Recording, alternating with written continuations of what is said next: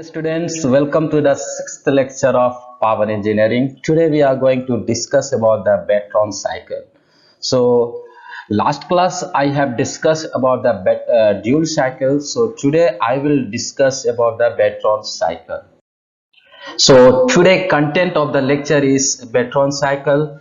I will discuss about the PV diagram and TS diagram of Betron cycle, and I will tell और discuss about the working principle of Brayton cycle. आज के content lecture जो है केवल बेट्रॉन cycle है। बेट्रॉन cycle का working principle क्या है, बेट्रॉन साइकिल का पीवी एंड टीएस डायग्राम क्या होता है, किस तरह से समझना है, उन सारी चीजों को we will discuss in detail.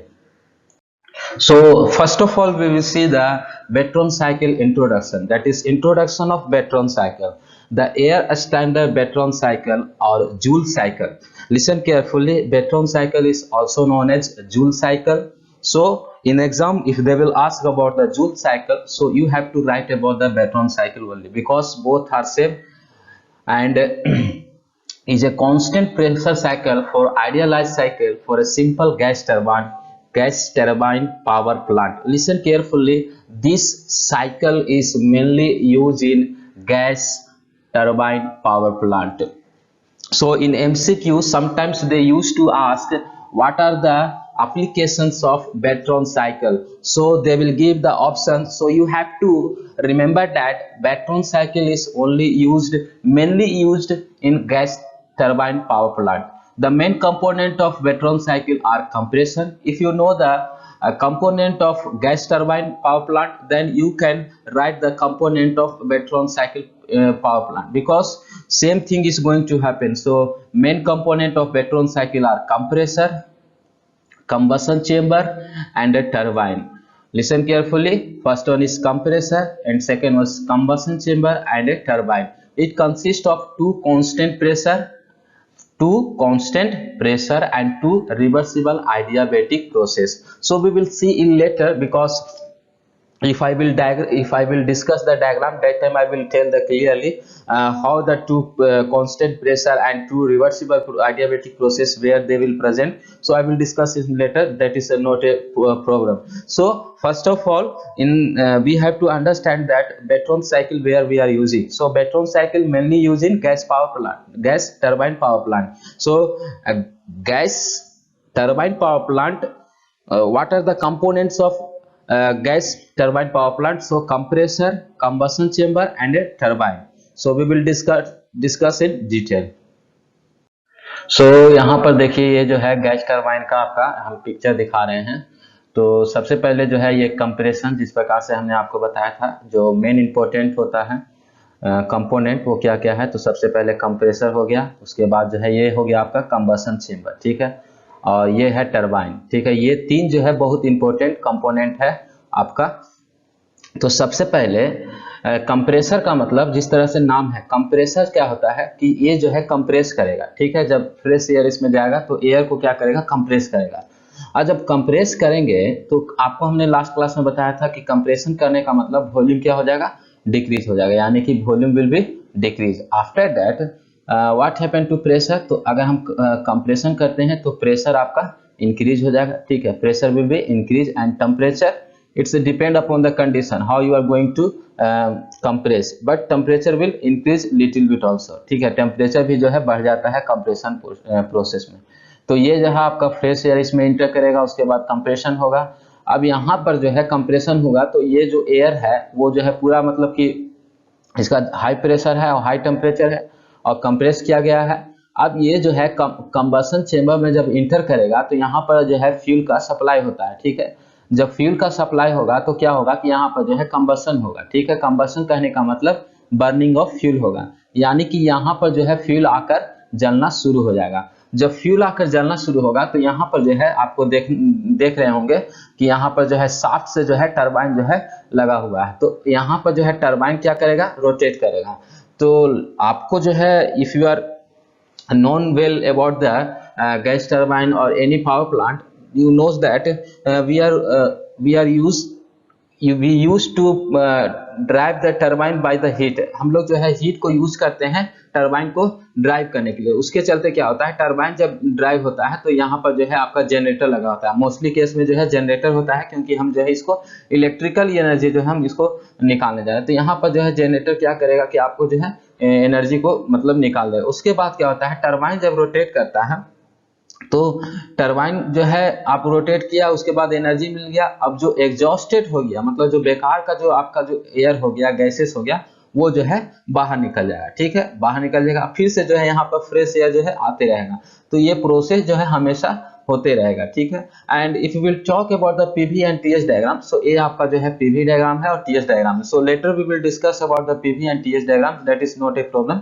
But first of all you have to understand the gas power plant. ठीक है, gas turbine power plant. If you understand the gas power plant, gas turbine power plant, then you can understand very easily this cycle, that is Brayton cycle. We are going to see the, so we are going to see the process 1 to 2, that is reversible adiabatic compression. See, in last class I told you adiabatic is nothing but there is no heat of addition and no heat of rejection.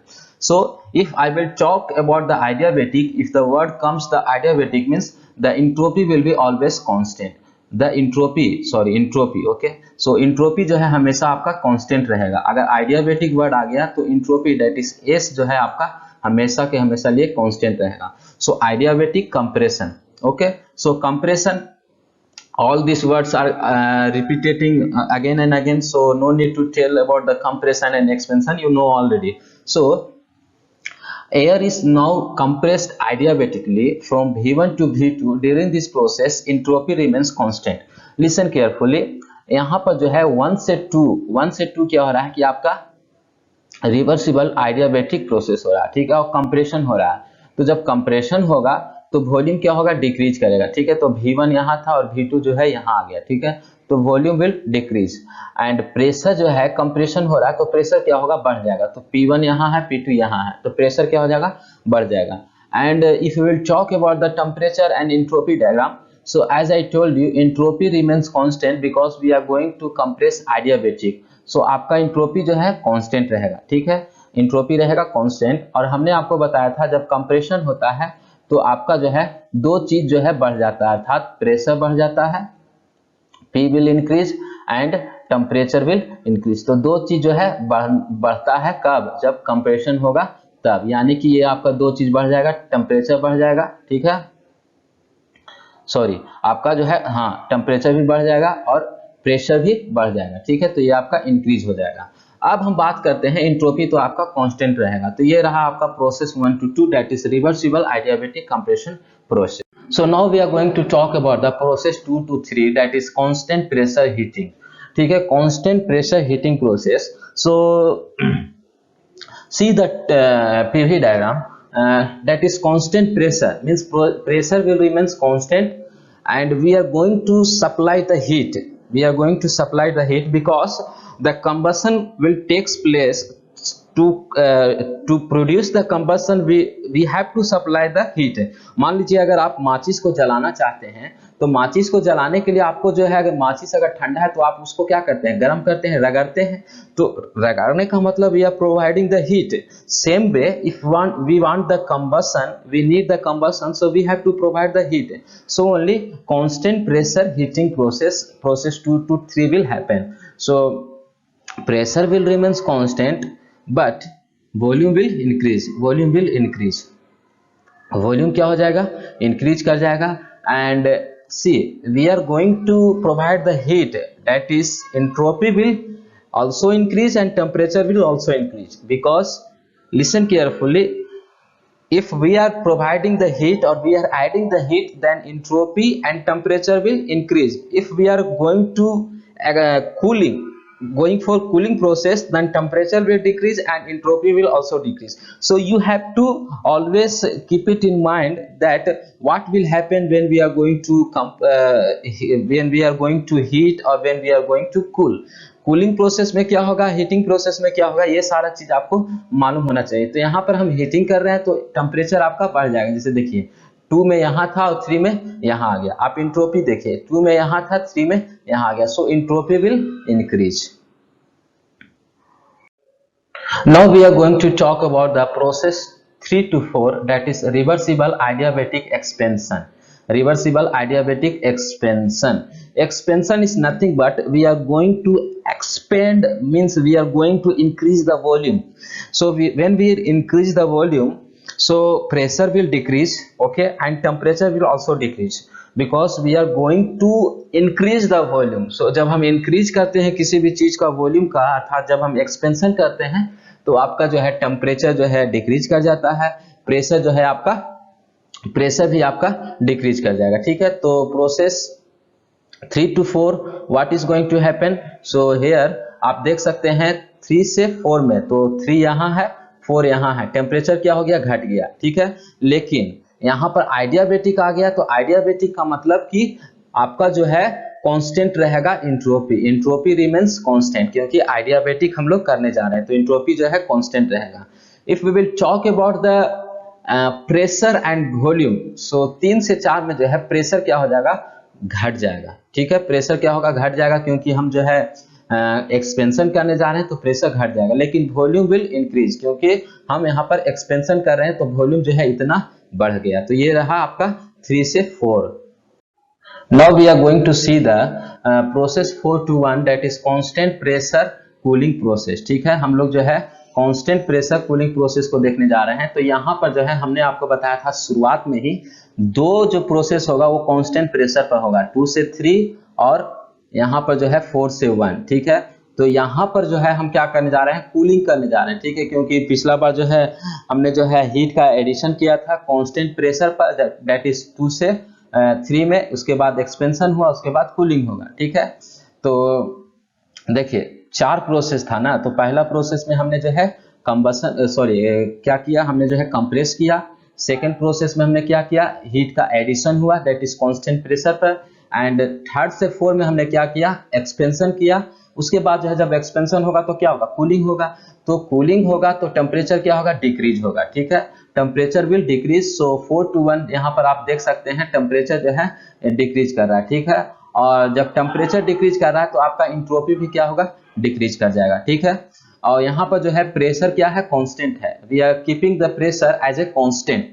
So pressure constant है और volume क्या होगा, decrease हो जाएगा, because we are going to cool no. So यहाँ पर जो है वॉल्यूम क्या रहेगा, डिक्रीज करेगा। So air is now cooled at constant pressure from T4 to T1। Process 1 is reached and the cycle is repeated. तो प्रोसेस 1 पर जब रीच होगा तो फिर से वही काम होना शुरू हो जाएगा जो हमने शुरुआत में आपको बताया था। तो इस तरह से जो है साइकिल हमेशा जो है रिपीट होते रहेगा और पावर का जनरेशन होते रहेगा। सो ये था आपका प्रोसेस 4 से 1।